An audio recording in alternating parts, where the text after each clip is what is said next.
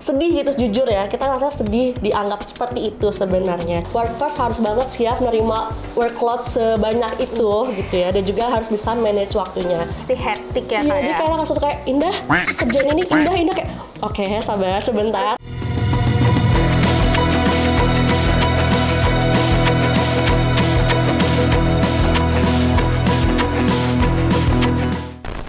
Hai Workers! Siapa nih yang udah nonton di konten sebelumnya tentang pekerjaan admin operasional?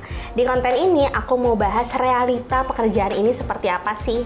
Nah, aku mau bahas nih masih sama Kak Indah. Udah siap belum Kak nih sharing tentang pekerjaan ini nih? Siap banget. Oke, aku mau nanya-nanya nih Kak. Apa aja sih Kak tantangan yang biasa dihadapi seorang admin operasional? Oke, biasanya kalau tantangannya sih lebih ke rekap data gitu sih lah. Karena kan data yang disajikannya banyak gitu ya. Jadi akan ada kemungkinan kita salah cek atau salah input gitu. Nah, untuk ngatasinnya mungkin bisa lebih di foldering aja kali ya lah. Dirapihkan lagi foldernya gitu. Mana yang insentif, mana yang data jadwal atau customer, dan juga mana juga surat-surat atau memo yang penting-penting gitu. Jadi kalau kita udah di folderingnya rapi, kesannya juga insya Allah untuk cek datanya juga akan lebih sinkron lagi, lebih tertata lagi juga gitu sih. Jadi lebih ke rekap data juga cek data-datanya gitu sih. Oke, berarti tuh rapih tuh juga penting ya Kak ya? Iya, jadi kebiasaan rapi itu biasanya kita bawa juga ke kerjaan nih, kayak semua di foldering satu-satu gitu dengan per nama juga, mungkin per job desk-nya juga gitu, apakah untuk insentif, terus juga apa ini untuk teknisi dan juga SOP gitu. Jadi di foldering banget. Oke, nah aku mau nanya nih Kak, apa sih Kak rasanya kerja detail tapi sering dianggap cuma kerja admin?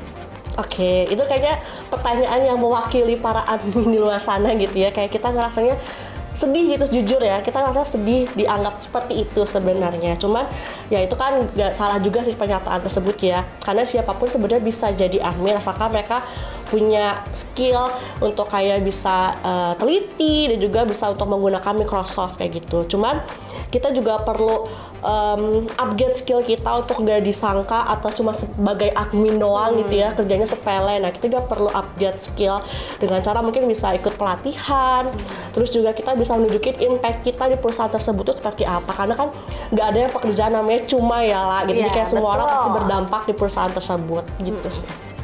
Oke, ternyata kerjaan admin operasional itu lebih kompleks ya Kak dari kelihatannya. Benar banget, dan juga belum tentu semua orang siap untuk menerima workload-nya. Betul. Oke, ada nggak sih Kak periode waktu tertentu di mana workload-nya itu lebih banyak dari biasanya? Ada banget, biasanya kalau aku sih workload-nya itu yang paling banyak itu di pertengahan bulan sampai akhir bulan. Pertengahan bulan aku biasanya cek insentif operasional, yang dimana karena aku head office gitu ya lah, jadi kayak ngecekin seluruh insentif dari seluruh cabang gitu, yang dimana di perusahaan ini ada 22 cabang. Terus belum lagi kalau misalkan ada kerjaan yang baru dikasih di luar kerjaan rutinan kita gitu lah. Nah, kalau untuk ngatasinnya sebenarnya kalau aku sih lebih kayak skala prioritas dulu nih, mana yang bagian emang awalnya udah rutinan kita dan juga kerjaan tambahan gitu. Tapi bukan berarti kita menunda satu pekerjaan demi pekerjaan yang lain gitu. Jadi seorang admin operasional ini harus banget bisa atur ritmenya, ritme pengerjaan kita seperti apa, karena biar gak ketunda-tunda kerjaan lainnya juga gitu. Berarti kita bukannya untuk menolak pekerjaan gitu, jadi kita lebih kayak yang satu ini harus diselesaikan lebih cepat untuk bisa mengerjakan pekerjaan yang lain juga gitu sih. Jadi kayak atur waktunya aja gitu lah. Oke, jadi bisa kayak buat to-do list gitu ya, yang pertama checklist iya bener gitu. Karena kalau nggak dikerjain satu-satu nanti numpuk semuanya, jadi kayak gak akan selesai semua juga akhirnya gitu. Oke, kalau dapat data insentif atau laporan lain yang kurang akurat nih Kak dari tim lain, kau biasanya tuh lebih milih benerin sendiri atau diskusi apa gimana tuh Kak? Kalau aku sih biasanya workers diskusi sama yang tentunya yang buat datanya gitu ya, karena aku dari cabang, berarti aku diskusi sama admin cabang. Bagaimanapun juga mereka yang buat data, mereka yang harus tahu letak kesalahannya di mana, revisinya seperti apa gitu. Atau mungkin juga bisa jadi bukan salahnya bukan di mereka, tapi kitanya kurang paham atas data yang mereka sajikan seperti apa gitu. Jadi kayak bisa mungkin diajak komunikasi, diskusi bareng, kira-kira mereka yang mau sampaikan itu seperti apa sih, dan juga kita nangkepnya seperti apa gitu sih. Oke, berarti admin operasional itu nggak semuanya kerja sendiri ya Kak? Iya, ada waktu di mana kita harus kayak koordinasi bareng admin lain, ada juga kayak kita fokus ngerjain sendiri. Saat data itu udah lengkap kita dapetin, itu bisa aku ngerjain fokus sendiri, gak ke distract apa-apa tuh, itu lebih enak sih sebenarnya gitu.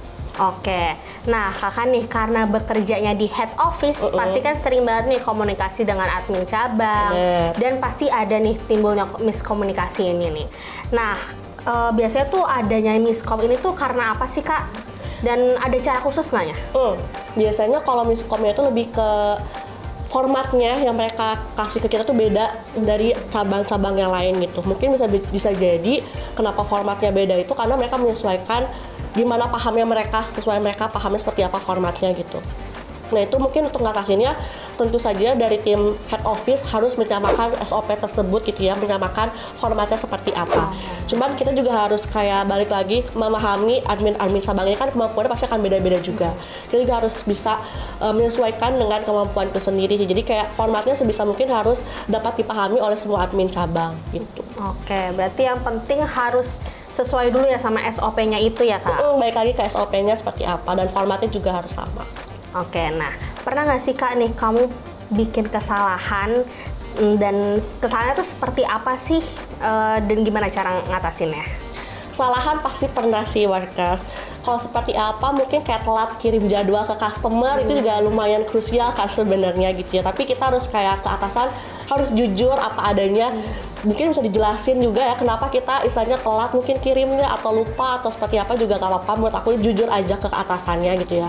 Dan sikap mereka pun saat itu tegas ke aku kayak oke, kamu tahu kesalahan kamu, selanjutnya apa yang harus kamu lakukan kayak gitu. Dan juga kedepannya sebisa mungkin diminimalisir lagi untuk kesalahan tersebut agar tidak terjadi gitu sih. Jadi kita juga sebagai yang melakukan kesalahan kita harus tahu nih kedepannya untuk tidak melakukan hal tersebut lagi, kita harus apa yang akan kita perbaiki dari diri kita gitu. Apakah buat to-do list-nya atau alarm kayak atau apalah itu gitu ya, untuk kita bisa jadi pengingat buat kita untuk tidak melakukan hal tersebut lagi. Oke, berarti wajib belajar dari kesalahan ya workers. Bener, ya. dan juga jujur, jangan sampai kayak kita takut jadi kayak nggak mau diutarain gitu karena saking takutnya, takut dimarahin, takut dikeluarin atau apa gitu kan.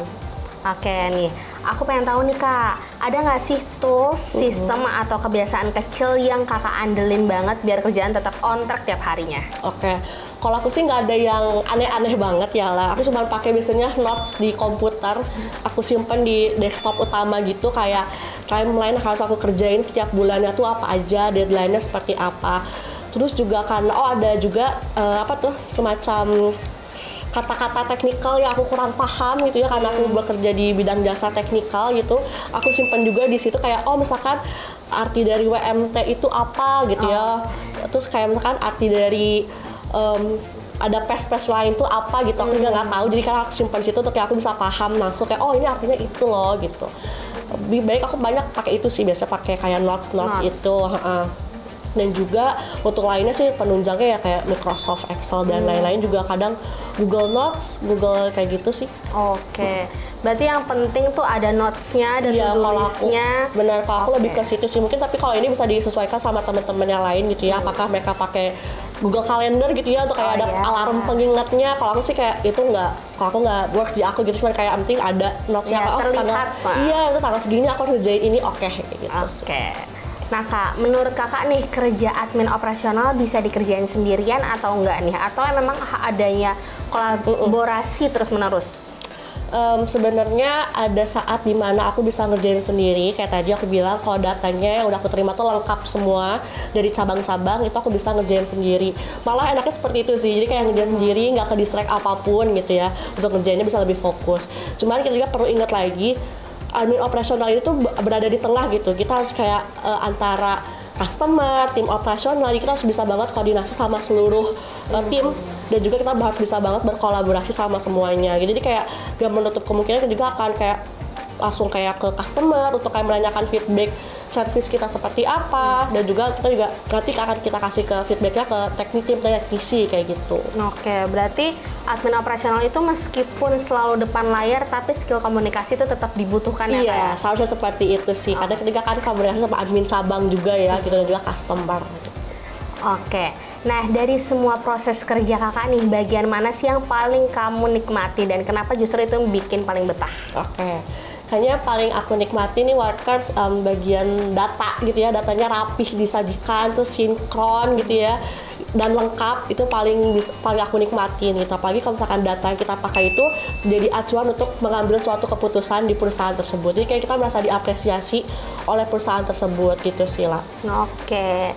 Nah, aku pengen tahu juga nih Kak, kalau ada orang baru yang pengen jadi admin operasional, hal apa sih yang perlu diketahui dari awal biar nggak kaget nih di tengah jalan? Oke, kayaknya perlu diketahui dari awal adalah workers harus banget siap menerima workload sebanyak itu gitu ya, dan juga harus bisa manage waktunya.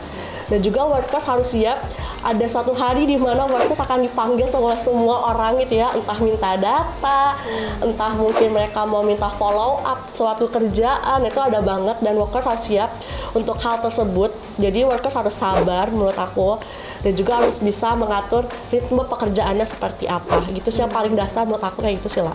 Karena memang admin operasional udah pasti hektik ya Iya, Kak jadi ya? kayak langsung kayak Indah, kerjaan ini Indah kayak oke, sabar sebentar, aku harus ngapain dulu ini, oke satu-satu ya, banak bu gitu, kayak oke gitu. Bener banget, satu ada banget kita dipanggil semua orang gitu. Oh, tapi ternyata seru juga ya? Seru kalau dijalani ya, kita nikmatin aja. Oke nih Kak, pertanyaan terakhir, kalau suatu hari Kakak pindah profesi, pelajaran apa sih dari kerja sebagai admin operasional yang paling dibawa? Kayaknya soal detailing itu, terus juga kerapihan kita terhadap suatu data, dan juga kita memandang semua pekerjaan itu nggak ada yang sebatas cuma gitu. Walaupun admin, tapi kita dibalik itu semua kita banyak yang kita kerjain loh sebenarnya gitu. Jadi sebisa mungkin kita menghargai setiap profesi, setiap pekerjaan dari masing-masing orang. Kayak gitu sih yang mungkin aku bisa pelajari dari admin operasional ini ya. Oke, betul banget workers. Jangan pernah meremehkan suatu pekerjaan dan jangan menganggap itu cuma loh ya workers. Bener. Nah workers, itu dia sedikit banyak pekerjaan admin operasional. Dari obrolan kita tadi, semoga bermanfaat untuk kamu yang ingin wawancara di pekerjaan ini. Kalau ada pertanyaan lebih lanjut, kamu bisa komen di kolom komentar di bawah. Makasih ya Kak Indah udah sharing ilmu-ilmunya. Sama-sama. Jangan lupa subscribe YouTube channel Workerspedia, follow Instagram @Workerspedia, dan juga cek website kita di workerspedia.id. Yuk, sat, langsung dapat kerja di Workerspedia. Dadah.